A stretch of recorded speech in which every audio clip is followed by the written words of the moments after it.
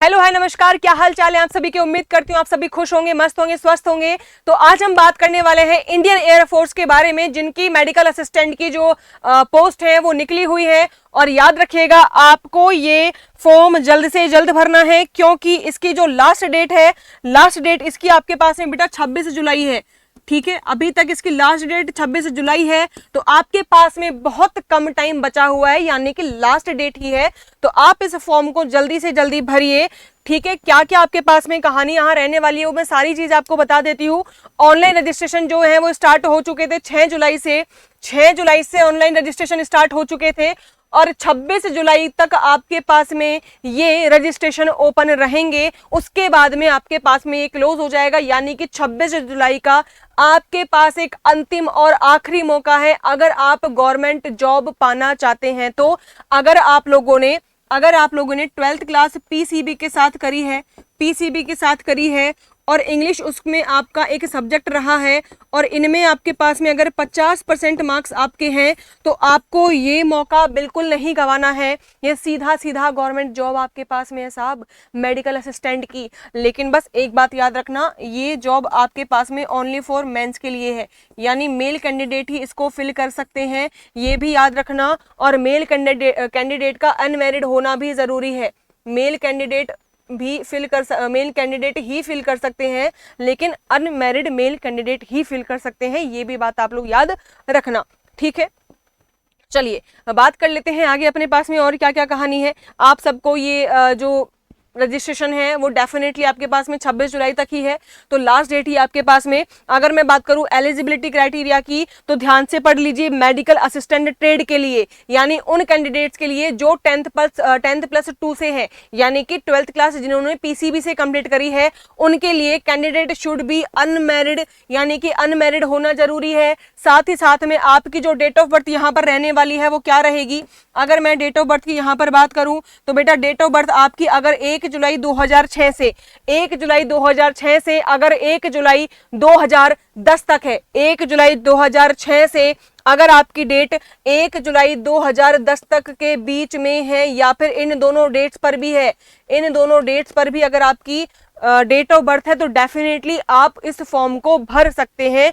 और आपको ये फॉर्म भरना भी चाहिए, क्योंकि भैया सीधा गवर्नमेंट जॉब का ये मौका है ना। ये दोनों डेट्स अगर आपकी इंक्लूड हैं, then definitely you can fill your form. ये अपने पास में डीओबी है 1 जुलाई 2006 से 1 जुलाई 2010 तक। ठीक है, क्लियर है। एजुकेशनल क्वालिफिकेशन की अगर मैं बात करूं, तो बेटा आपके पास में 12th क्लास में पीसीबी होना जरूरी है। ठीक है, फिजिक्स, केमिस्ट्री, बायोलॉजी, और साथ में आपके पास में इंग्लिश सब्जेक्ट भी होना कंपलसरी है। और याद रखना, इनमें आपके पास में एग्रीगेट 50% मार्क्स आपके होने चाहिए, 50% मार्क्स आपके पास होने चाहिए, तब ही आप यहाँ पर फॉर्म जो है वो फिल कर सकते हैं। ठीक है, तो ये अपने पास में यहाँ पर एजुकेशनल क्वालिफिकेशन है, डन है। पीसीबी वाले बच्चे डेफिनेटली भर सकते हैं, बशर्ते आप लोग यहाँ पर मेल कैंडिडेट्स हों। ठीक है, मेल कैंडिडेट्स यहाँ भर सकते हैं, अनमैरिड मेल कैंडिडेट्स। ठीक है, बाकी और क्या क्या क्राइटेरिया है वो देख लेते हैं। मेडिकल स्टैंडर्ड्स क्या क्या है जो अपने को फॉलो करने हैं फॉर एन एयरमैन। ठीक है, अगर मैं यहाँ पर बेटा वेट की बात करूँ, तो वेट आपके पास में यहाँ पर मेंशन है, should be proportionate to height and age, यानी अपनी हाइट के हिसाब से और एज के हिसाब से आपका जो एक स्टैंडर्ड वेट होता है वही होना चाहिए, है ना। उससे ज्यादा उससे कम आपका नहीं चलेगा। तो वेट के लिए आपके पास में ये कहानी है कि अपनी हाइट को लेकर के और अपनी एज को लेकर के जो आपके पास में एप्लीकेबल वेट है, जो आईएएफ ने जारी करा है, वही आपके पास में वेट होना चाहिए। चेस्ट की अगर मैं बात करूं बेटा, तो यहाँ पर भी आपके पास में लिखा हुआ है सारी चीजें। That chest wall should be well proportional and well developed. Minimum chest circumference should be 77 centimetre, यानी कि 77 सेंटीमीटर आपके पास में मिनिमम है, और आप उसको एक्सपेंड कहां तक कर सकते हैं, शुड बी एटलीस्ट 0.5 सेंटीमीटर। ठीक है, क्लियर है बात इतनी, डन। आप इसको 77 से 5 सेंटीमीटर तक, और अगर आपको एक्सपेंशन चाहिए तो डेफिनेटली आप यहाँ पर कर सकते हैं। ठीक है, अगर मैं यहाँ पर हियरिंग की बात करूं, यानी कि सुनने की क्षमता की, तो candidate should have normal hearing, यानी आपके पास में नॉर्मल हियरिंग होनी चाहिए, आपको नॉर्मली जो है वो सुनाई देना चाहिए, और that is able to hear force whisper from a distance of 6 metre, यानी कि 6 मीटर की डिस्टेंस से आपको बेटा सुनाई देना चाहिए। ये बात ध्यान से सुन लीजिए, बाय ईच ईयर, ठीक है। तो हियरिंग प्रॉब्लम आपको नहीं होनी चाहिए, क्लियर है। बात करते हैं डेंटल प्रॉब्लम की, तो should have healthy germs and good set of the teeth and minimum 14 dental point आपके पास यहाँ होने चाहिए, मिनिमम 14 डेंटल पॉइंट्स यहाँ होने चाहिए। साथ ही साथ में मैं आपसे और बात कर लेती हूँ, dental implants and implant supported prosthesis will not be awarded any dental points, यानी कि ये आपके किसी भी डेंटल पॉइंट पर होने नहीं चाहिए, ठीक है। आपके पास में ये भी एक इंपॉर्टेंट यहाँ पर मेडिकल कंडीशन रख दी गई है, कैंडिडेट्स वेयरिंग फिक्स्ड और removable orthodontic appliances will be declare unfit, will be declare unfit. अगर आप कोई फिक्स्ड या फिर रिमूवेबल आप वियर करते हैं, ठीक है, ऑर्थोडोंटिक अप्लायंसेस, देन आपको यहाँ पर डिस्क्वालीफाई वो कर देंगे, यानी कि अनफिट आपको यहाँ माना जाएगा।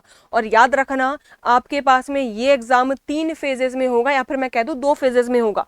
पहले फेज में आपके पास में एग्जाम कंडक्ट करवाया जाएगा, बाकी के दोनों फेजेस में आपके पास में पीएफटी यानी कि फिजिकल फिटनेस टेस्ट होगा, और उसके बाद आपका एक मेडिकल भी होगा, ठीक है।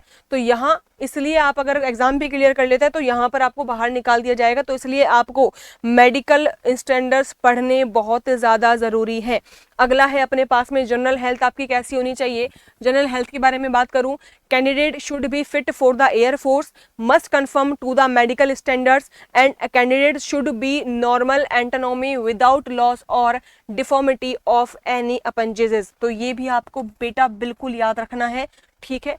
ये आपके पास में फुलफिल होना ही चाहिए। ये सारी आपके पास में यहाँ पर, ये सारी की सारी आपके पास में यहाँ पर जनरल हेल्थ के बारे में भी लिखा हुआ है।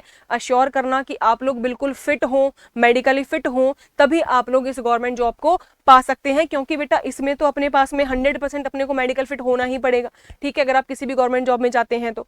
और ये सारी चीज़ आपके पास में लिखी हुई हैं, आप डेफिनेटली इन सबको पढ़ सकते हैं और आगे बढ़ सकते हैं, ठीक है। हाइट और विजुअल स्टैंडर्ड्स की अगर मैं बात करूं, तो हाइट और visual standards and minimum acceptable height for the medical assistant के लिए अगर मैं यहाँ पर बात करूं, तो यहाँ आपके पास में बेटा एक चार्ट गिवन है, ठीक है। इस चार्ट में अपने पास में यहाँ क्या क्या लिखा हुआ है ध्यान से देख लेते हैं एक बार के लिए। मेडिकल असिस्टेंट और मेडिकल असिस्टेंट फार्मासिस्ट, यानी कि जो फार्मासिस्ट बनना चाहते हैं उनके लिए भी है यहाँ पर, और जो अपने पास मेडिकल असिस्टेंट है जो 10+2 के बाद बनते हैं उनके लिए भी यहाँ पर अपने पास में हाइट के बारे में बताया हुआ है। जो मिनिमम हाइट अपने को चाहिए वो चाहिए बेटा 152 सेंटीमीटर आपके पास में मिनिमम हाइट होनी चाहिए, उससे कम है तो नहीं है पॉसिबल, ठीक है। Maximum limit of refractive error की अगर मैं बात करूं, तो आपके पास में यानी कि 3 पॉइंट प्लस का 3.50 डायोप्टर यहाँ पर आपको ये पावर गिवन है, ठीक है। नॉट एक्सीडिंग, इससे ज्यादा आपके पास में होनी नहीं चाहिए 3.5 से, है ना, प्लस माइनस का 3.5 का नंबर है आपके पास में एस्टिगेटिमिज्म, ठीक है। बात करते हैं विजुअल एक्टिविटी की, तो ध्यान से सुनना, 6/36 यानी कि 6/36 ईच आई से आपको दिखना चाहिए। अगर आप करेक्ट करवाते हैं, यानी कि अगर आप चश्मा वगैरह वियर करते हैं, तो देन इन दैट केस 6/6 की आपकी जो आईज है वो होनी चाहिए, ठीक है, ठीक है। अगर नहीं वियर करते हैं देन 6/36, अगर वियर करते हैं तो 6/6 की आपकी होनी चाहिए। और कलर विजन के लिए भी आपके पास में कोड है CP11, तो आप इसको देख लेना और उसके बाद ही आप लोग यहाँ पर फॉर्म भरना, ठीक है। और फॉर्म भरने की अंतिम तिथि अभी तक 26 जुलाई है, ठीक है। एक्सटेंड होने के कोई आसार नहीं है, अगर होते हैं तो आपको इसी चैनल पर यहीं पर आपको सारी डिटेल्स जो है वो दी जाएंगी। तो मेडिकल स्टैंडर्ड्स मैंने जो बताए हैं वो आपको तरीके से पढ़ने हैं, समझने हैं, और उसके बाद में आप उनको अगर मैच कर रहे हैं तो डेफिनेटली आपको ये फॉर्म भरना चाहिए, ठीक है, क्लियर है। हाँ, वेट अगर कुछ इशू है तो अकॉर्डिंग टू IAF जो जारी किया गया है चार्ट, उसी के हिसाब से आपको अपना वेट मैनेज कर लेना है ना, जब आपका मेडिकल टेस्ट होगा उससे पहले तक, ठीक है। अब तब तक आपको अपना वेट जो है वो मैनेज कर सकते हैं अपन, ये सभी बात जानते हैं कि अपन वेट जो है वो मैनेज कर सकते हैं, इसमें ऐसा सच कोई इशू आता ही नहीं है, ठीक है। बात करते हैं मैम सबसे ज़्यादा ज़रूरी जो है अपने पास में एग्जाम पैटर्न, कि किस तरीके का एग्जाम पैटर्न यहाँ देखने को मिलेगा और अपने पास में क्या सिलेबस यहाँ रहने वाला है, ठीक है। अगर मैं यहाँ पर आपसे एग्जाम पैटर्न की और सिलेबस की बात करूँ तो एजुकेशन क्वालिफिकेशन तो 12th PCB है, लेकिन अगर एग्जाम पैटर्न की बात की जाए तो बेटा 50 नंबर का आपके पास में 50 मार्क्स का एग्जाम होगा, उसमें आपके पास में 50 क्वेश्चंस पूछे जाएंगे, ठीक है। 50 मार्क्स का एग्जाम होगा, 50 क्वेश्चंस पूछे जाएंगे, और याद रखना यहाँ पर आपके पास में बेटा जी नेगेटिव मार्किंग भी होगी 1/4 मार्क्स की, 1/4 मार्क्स की आपके पास में यहाँ नेगेटिव मार्किंग भी है, यानी कि 0.25 मार्क्स मैं यहाँ पर बोल सकती हूँ इसको। ठीक है, तो नेगेटिव मार्किंग है क्या बेटा? बिल्कुल है नेगेटिव मार्किंग, है ना। अब लेकिन मैम क्वेश्चंस कितने पूछे जाते हैं, क्वेश्चंस कितने पूछे जाते हैं ज़रा ये तो बताओ, और आपसे यहाँ पर क्या क्या पूछा जाएगा ज़रा ये भी देखो। ठीक है, ध्यान से सुनना। आपको यहाँ पर 2 सब्जेक्ट यहाँ आपके पूछे जाने हैं, आपके यहाँ पर 2 सब्जेक्ट यहाँ पूछे जाने हैं, ध्यान से सुन लो। ठीक है, एक तो आपके पास में रहेगा कौन सा, एक तो आपके पास में रहेगा इंग्लिश, एक तो रहेगा आपके पास में बेटा कौन सा, इंग्लिश। ठीक है, एक तो रहेगा आपके पास में इंग्लिश और दूसरा रहेगा आपके पास में रागा। रागा का मतलब है यहाँ पर आपसे रीजनिंग भी पूछी जाएगी, है ना, मैथ भी पूछी जाएगी, रीजनिंग और GK, reasoning arithmetic and general knowledge या जनरल अवेयरनेस। ठीक है, reasoning arithmetic and general awareness ये आपसे यहाँ पर पूछा जाएगा। कितने मार्क्स का क्या रहेगा वो देख लेते हैं आपसे। यहाँ पर 20 MCQ यहाँ पर पूछे जाएंगे। ठीक है, और यहाँ पर पूछे जाएंगे आपसे बेटा 30 MCQ। ठीक है, मार्क्स आपके बराबर रहने वाले हैं, 20 मार्क्स के आपके पास ये रहेगा और साथ ही साथ में 30 मार्क्स का आपके पास में ये रहेगा। ठीक है, और सितंबर में आपका एग्जाम जो है वो कंडक्ट यहाँ करवा लिया जाएगा। ठीक है, तो आपको ये सारी की सारी बातें याद रखनी है। और सबसे मेजरली बात जो हम करना चाहते हैं वो ये कि यहाँ जो आपको टाइम मिलेगा ना बेटा, वो टाइम आपको मिलना है 45 मिनट ओनली। तो इन 45 मिनट में आपको ये 50 क्वेश्चन सॉल्व करने हैं, ये आपके लिए सबसे बड़ा टास्क है यहाँ पर। तो उसके लिए आपको प्रैक्टिस करनी है as much as you can. जितनी ज़्यादा प्रैक्टिस करेंगे उतना ज़्यादा आप अच्छे से क्वेश्चन पेपर को सॉल्व कर पाएंगे टाइम पर और एक्यूरेसी के साथ में। ठीक है, ये क्वेश्चन है आपके पास में। और मीडियम की अगर मैं बात करूँ तो दोनों मीडियम्स में आपके पास में यहाँ पर जो ये क्वेश्चन पेपर है वो देखने को मिलेगा। ठीक है, मीडियम की अगर अपन बात करें तो यहाँ पर आपके पास में बोथ मीडियम आने वाले हैं, यानी कि हिंदी भी और साथ में इंग्लिश भी। ठीक है, दोनों ही मीडियम आपके पास यहाँ पर आएंगे, बोथ मीडियम, हिंदी भी और साथ में इंग्लिश भी। ठीक है, हिंदी इंग्लिश दोनों में पूछा जाएगा। नेगेटिव मार्किंग आपके पास यहाँ पर है 50 नंबर के पास आसपास आपकी जो कहानी है वो बनेगी। और यहाँ पर अगर अपन चाहते हैं सिलेक्शन कैसे होगा तो बेटा सिलेक्शन होगा आपके पास यहाँ पर 3 टेस्ट या 3 फेज में बता दूं आपको। फेज 1 में आपके पास में क्या होगा बेटा, एग्जाम होगा। ठीक है, एक फेज में आपका एग्जाम होगा, दूसरे फेज में आपके पास में PFT यानी कि फिजिकल फिटनेस टेस्ट होगा और उसके बाद में आपका होगा मेडिकल। ठीक है, ये दोनों एक ही प्रोसेस है बेसिकली। तो ये चीज़ें आपके पास में यहाँ कंप्लीट होंगी अगर आप सिलेक्शन चाहते हैं तो ये अपना ने बात करी है कंप्लीट पैटर्न के बारे में। ठीक है, तो जिसको भी कुछ भी क्वेरी है वो डेफिनेटली कमेंट सेक्शन में पूछ सकता है। डन। 26 जुलाई लास्ट डेट है इस फॉर्म को भरने की, तो जल्दी से जाइए। 26 जुलाई ओनली लास्ट डेट है आपके फॉर्म भरने की, फॉर्म भरिए। और साथ ही साथ में इन मेडिकल जो भी आपके पास में चीज़ें दे रखी हैं, मेडिकल स्टैंडर्ड्स, ये सारे आपको ध्यान में रखते हुए फॉर्म भरना है। ठीक है, और फॉर्म भरिए, सभी बच्चों को फॉर्म भरना है जिन्होंने 12th क्लास PCB से पास करी है। बस मेल पर्सन होना चाहिए और अनमेरिड होना चाहिए, ये कहानी है यहाँ पर बस। ठीक है, तो जल्दी से जाइए, फॉर्म भरिए। आपका जो एग्ज़ाम है वो आपके पास में सितंबर में करवा लिया जाएगा। सितंबर में आपका एग्ज़ाम ऑलरेडी क्रिएट हो जाएगा, यानी कि करवा लिया जाएगा।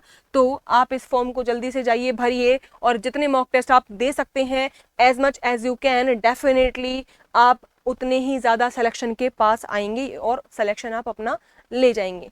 तो मिलते हैं नेक्स्ट वीडियो में। और भी कोई अपडेट्स अगर आपको चाहिए तो जुड़े रहिए कॉन्सेप्ट RNA के इस यूट्यूब चैनल के साथ में। जय हिंद, जय भारत।